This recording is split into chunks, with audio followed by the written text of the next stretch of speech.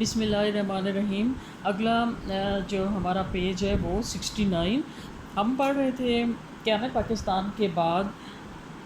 پاکستان کے استحکام کے لیے بحیثیت گورنر جنرل پاکستان قائد اعظم کی کوششیں، یا بحیثیت گورنر جنرل قائد اعظم کے کارنامے، یا بحیثیت گورنر جنرل قائد اعظم نے جو نئی مملکت کے لیے محنت کی یا کام کیا اس کی تفصیل۔ مطلب کسی طرح سے بھی یہ کوشچن آ سکتا ہے کہ پاکستان بننے کے بعد گورنر جنرل پاکستان کی حیثیت سے قائد اعظم محمد علی جناح نے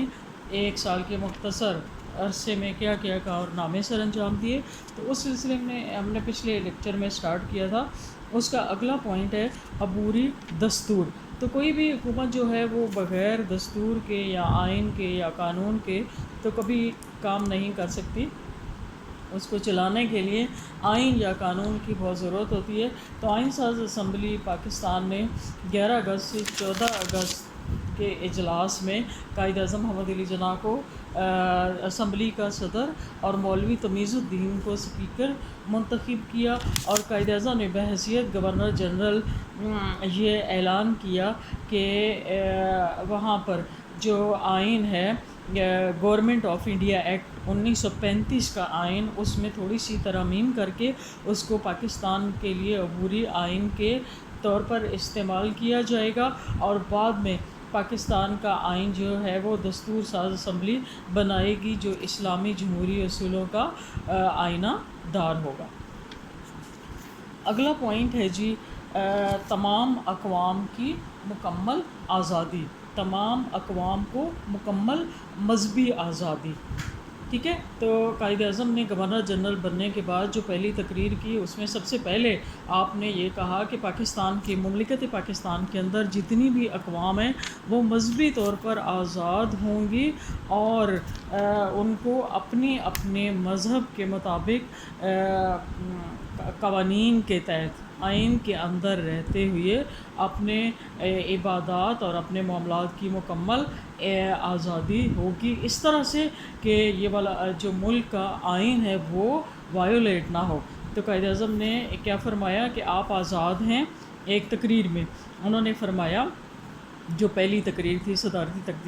تقریر، اس میں آپ نے کہا آپ آزاد ہیں، آپ اپنے مندروں میں جانے کے لیے آزاد ہیں، آپ اپنی مساجد میں جانے کے لیے آزاد ہیں، آپ مملکت پاکستان میں کسی دوسری جماعت عبادت گاہ میں جانے کے لیے آزاد ہیں، آپ کا تعلق کسی مذہب، ذات یا عقیدے سے ہو، اس کا اس بنیادی اصول سے کوئی تعلق نہیں کہ ہم سب ایک ریاست کے شہری اور برابر درجے کے شہری ہیں۔ یعنی ہم نے اس وقت یہ دیکھنا ہے کہ ہم سب ایک ریاست کے شہری ہیں اور برابر درجے کے شہری ہیں، سب کو ایک جیسے حقوق مہیا ہوں گے۔ ٹھیک ہے، اچھا اس کے بعد جی اگلا پوائنٹ ہے مرکزی حکومت کی تشکیل۔ تو قائد اعظم نے 15 اگست 1947 کو گورنر جنرل پاکستان کی حیثیت سے اپنے عہدے کا حلف اٹھایا۔ نواب لیاقت علی خان جو تھے وہ وزیر اعظم مقرر ہوئے، اور امور وزیر خارجہ، دولت مشترکہ اور دفاع کے شعبے جو تھے وہ وزیر اعظم کی نگرانی میں دیے گئے۔ وزارت خارجہ کا قلمدان ملک غلام محمد کے سپرد ہوا۔ سردار عبدالرب نشتر کو وزیر مواصلات اور راجہ غضنفر علی خان کو محنت، خوراک اور زراعت کے محکمے دیے گئے۔ فضل الرحمان وزارت داخلہ اور تعلیم کے نگران تھے۔ چودھری ظفر اللہ خان کو وزیر خارجہ مقرر کیا گیا۔ اس طرح مرکزی کابینہ کی تنظیم کر کے پاکستان کی تعمیر کا آغاز کیا گیا۔ ٹھیک ہے، اگلا پوائنٹ ہے جی نظام حکومت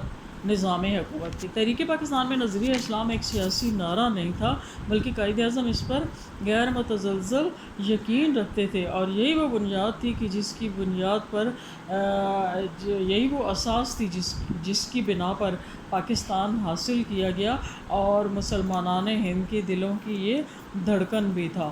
مسلمانوں نے نظریہ اسلام سے جو قوت حاصل کی تھی، اس کے بلبوتے پر وہ اپنی منزل پاکستان کو پہنچنے میں کامیاب ہو گئے۔ قائد اعظم جانتے تھے کہ اسلام کو مسلمانان ہند کی زندگیوں سے الگ نہیں کیا جا سکتا، چنانچہ آپ نے 1948 کو پشاور میں تقریر کرتے ہوئے فرمایا کہ ہم نے پاکستان کا مطالبہ زمین کا ایک ٹکڑا حاصل کرنے کے لیے نہیں کیا، بلکہ ہمیں ایک ایسی عبادت گاہ چاہیے جہاں ہم اسلام کے سنہری اصولوں کو آزما سکیں۔ ٹھیک، اس کے بعد اگلا پوائنٹ ہے سرکاری افسران کو رویہ تبدیل کرنے کی ہدایت۔ قائد اعظم محمد علی جناح نے سرکاری افسران کو اپنا رویہ تبدیل کرنے کی ہدایت کی اور انہیں بتایا کہ اس سے پہلے وہ ایک غیر ملکی حکومت کے اعلیٰ کار تھے، یعنی غیر ملکی حکومت کے اعلیٰ کار تھے وہ لوگ کہ جو سرکاری محکموں میں تھے، لیکن اب ایک آزاد مملکت کے ملازم ہونے کی حیثیت سے ان کی اپنی حکومت ہے۔ قائد اعظم نے 25 مارچ 1948 کو چٹاگانگ میں سرکاری ملازمین سے خطاب کرتے فرمایا، آپ کو قوم کے خادم کی حیثیت سے اپنے فرائض سر انجام دینے چاہیے۔ آپ کا اپنا ملک ہے، آپ انصاف، ایمانداری اور ثابت قدمی سے اپنے فرائض سر انجام دیں۔ ٹھیک ہو گیا؟ اچھا جی، اگلا پوائنٹ ہے ہمارا صوبائی تعصب سے، یہ اگلا پوائنٹ ہے صوبائی حکومتوں کی تشکیل نو، یعنی جہاں پر مرکزی حکومت قائم ہوئی نا تو وہاں پر پھر مرکزی حکومت کے بعد صوبائی حکومتوں کی تشکیل نو بھی بہت ضروری تھی، لہٰذا صوبہ سرحد کی وزارت جو تھی اس کو ختم کر دیا گیا، کیونکہ آپ جانتے ہیں کہ وہاں پر پہلے ڈاکٹر خان صاحب تھے جو پختونستان کے پروپیگنڈا میں مصروف تھے، لہٰذا ان کو برطرف کر کے خان عبد القیوم خان کو وزیر اعلیٰ مقرر کیا گیا۔ پھر پنجاب میں گورنر راج کو ختم کر کے نواب ممدوح کو وزارت قائم کی گئی، سندھ میں سابقہ وزارت بحال رہی اور بلوچستان میں مشاورتی کمیٹی قائم کر دی گئی۔ مشرقی پاکستان کا نظام خواجہ ناظم الدین کی قیادت میں دیا گیا اور ان کی قیادت میں نئی وزارت بنائی گئی۔ اگلا پوائنٹ ہے جی صوبائی تعصب سے گریز کی تلقین۔ قائد اعظم نے قوم کی صوبائی اور نسلی تعصب کی تباہ کاریوں سے محفوظ رکھنے کے لیے انہیں ہدایت کی کہ صوبائی تعصب سے بلند ہو کر قومی سوچ و فکر پیدا کریں۔ چنانچہ مارچ 1948 میں ڈھاکہ کے جلسہ میں آپ نے فرمایا کہ پاکستان کے قیام کو روکنے کی کوششیں ناکام ہونے کے بعد اپنی شکست سے پریشان ہو کر پاکستان کے دشمن اب مسلمانوں میں پھوٹ ڈال کر انتشار پیدا کرنا چاہتے ہیں، وہ صوبہ پرستی کو ہوا دے رہے ہیں۔ اس لیے آپ کو چاہیے کہ بنگالی، سندھی، بلوچی، پٹھان وغیرہ کی اصطلاحوں میں بات نہ کریں بلکہ ایک قوم بن کر سوچیں، اور ملک میں جتنی تباہ کاری صوبائی تعصب کی بنا پر پیدا کی جا سکتی ہے اتنی کسی اور بنا پر نہیں کی جا سکتی۔ اس طرح سے ہر شخص جو ہے وہ جس صوبے سے بلانگ کرتا ہے وہ صرف اس کی حد تک سوچتا ہے اور اس کی جو ایک مملکت کا شہری ہونے کی حیثیت سے سوچ ہوتی ہے وہ محدود ہو جاتی ہے، لہٰذا اس کا جو ایک پاکستان کے ساتھ یا اپنی مملکت کے ساتھ جو ایک جذبہ ہوتا ہے وہ ماند پڑ کے محدود ہو کے صرف صوبائی سطح تک رہ جاتا ہے، اور اس سے نہ صرف دشمنی یا تعصب پھیلتا ہے بلکہ یہ تعصب جو ہے وہ دشمنی اور پھر بعد میں تباہی کا باعث بھی بن سکتی ہے، جیسا کہ یہ شروع سے آپ دیکھ رہے ہیں اب بھی ایسی ہے کہ ہر صوبہ جو ہے وہ یہ سمجھتا ہے، صوبے کے عوام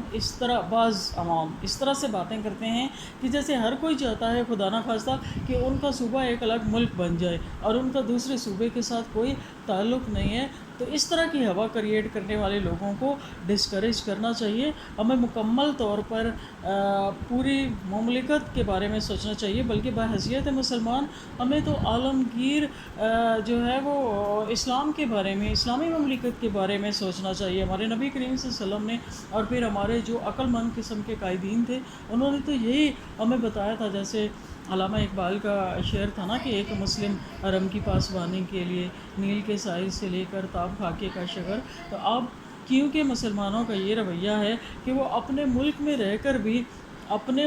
پورے مملکت کے لیے نہیں سوچتے، ان کی سوچ صرف اپنے صوبے تک محدود ہو گئی ہے، یہی وجہ ہے کہ عالمی سطح پر مسلمانوں کا استحصال کیا جا رہا ہے، کیونکہ ان کے ایک دوسرے کے لیے جذبے جو ہیں وہ ان کے اندر تعصب کی فضا ڈال کر ماند کر دیے گئے ہیں، ان کی طاقت کو کم کرنے کے لیے، ان کی توجہ ان کے جو انٹرنیشنل عوامی دشمن ہیں ان سے ہٹانے کے لیے۔ تو لہٰذا ہمیں